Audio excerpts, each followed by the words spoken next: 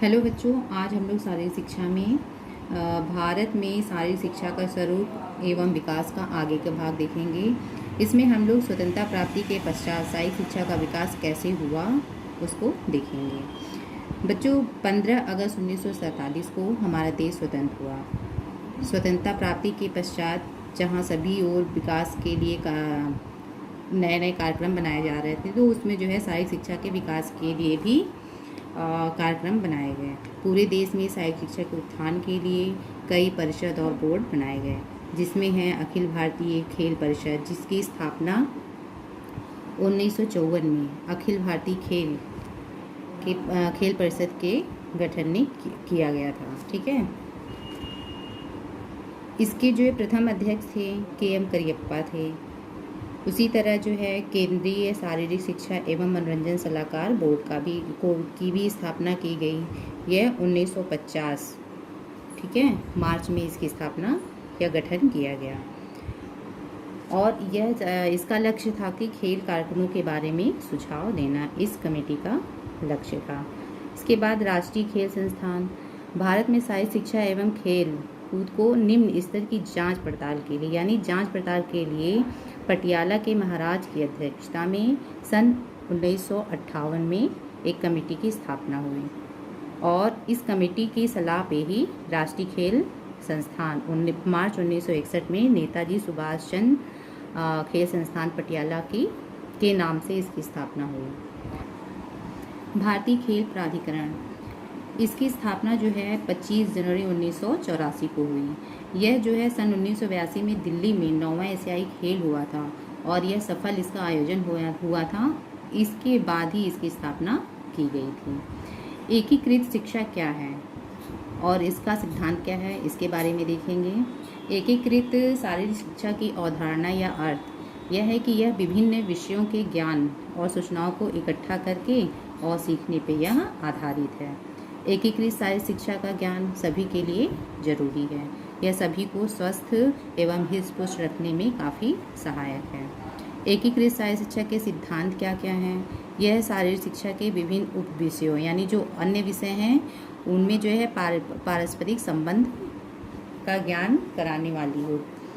एकीकृत शारीरिक शिक्षा में सभी व्यक्ति शामिल किए जाएं। एकीकृत शारीरिक शिक्षा शारीरिक शिक्षा की गहरी व व्यापक जानकारी प्रदान करने में सक्षम होनी चाहिए। एकीकृत शारीरिक शिक्षा खेल के विभिन्न कौशलों एवं खेल प्रदर्शन को सुधारने में सक्षम होती है। एकीकृत शारीरिक शिक्षा को वर्तमान एवं भावी आवश्यकताओं से निपटने में सक्षम होना चाहिए। एकीकृत शारीरिक शिक्षा शारीरिक, मानसिक, भावात्मक एवं चारित्रिक विकास के प्रोत्साहन देने वाली होनी चाहिए। रूपांतरित शारीरिक शिक्षा, इसमें बच्चों जो है उन बच्चों को शामिल किया जाता है जो विकलांग हैं या असमर्थ हैं, तो ऐसे लोगों के लिए कार्यक्रम बनाया गया है जो कि शारीरिक शिक्षा के क्षेत्र में के अंतर्गत आती हैं। बच्चे विभिन्न शारीरिक अक्षमताओं के शिकार होते हैं,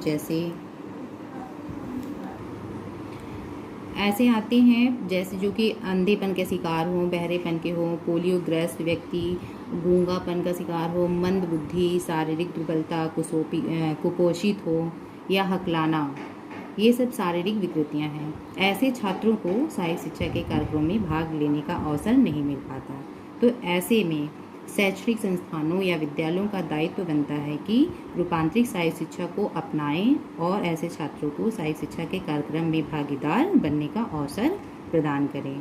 रूपांतरित शारीरिक शिक्षा के सिद्धांत चिकित्सा जांच, इसके अंतर्गत बच्चों की जांच की जाती है। कार्यक्रम छात्रों की रुचियों तथा उनकी योग्यताओं के अनुसार होना चाहिए और नियमों में संशोधन किया जाना चाहिए। उचित उपकरण होने चाहिए, उचित वातावरण होना चाहिए, शिक्षण रणनीतियों का प्रयोग किया जाए। राष्ट्रीय जीवन में शारीरिक शिक्षा का महत्व, आधुनिक संसार में अनेक स्वास्थ्य संकट हैं। दूसरी ओर प्रत्येक क्षेत्र में मशीनीकरण हो चुका है। ऐसे में शारीरिक शिक्षा की बहुत आवश्यकता होती है, नहीं तो मानव जीवन के अस्तित्व पर एक प्रश्न चिन्ह लग सकता है, अर्थात जीवन खतरे में पड़ सकता है। यदि हम स्वस्थ रहना चाहते हैं और अच्छे नागरिक बनाना चाहते हैं तो हमें शारीरिक शिक्षा की छत्रछाया में रहना पड़ेगा। इसके महत्व क्या है बच्चों? देखिए, यह जो है शारीरिक शिक्षा मानसिक विकास में सहायक है, विद्यालय के प्रति प्रेम की भावना एवं लगाव, अतिरिक्त शक्ति का उपयोग करने में यह सहायक है।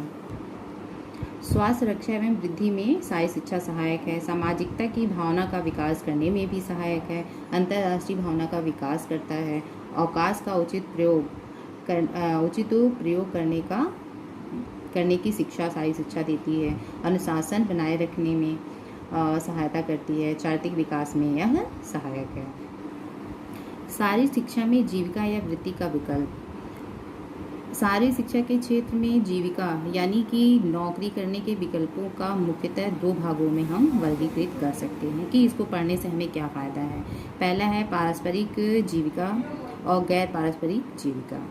ठीक है, इसके अंतर्गत देखिए, सबसे पहले तो आपको अध्यापन के क्षेत्र में नौकरी प्राप्त हो सकती है। ठीक है, एक टीचर के रूप में, जो शारीरिक शिक्षक के रूप में होगा।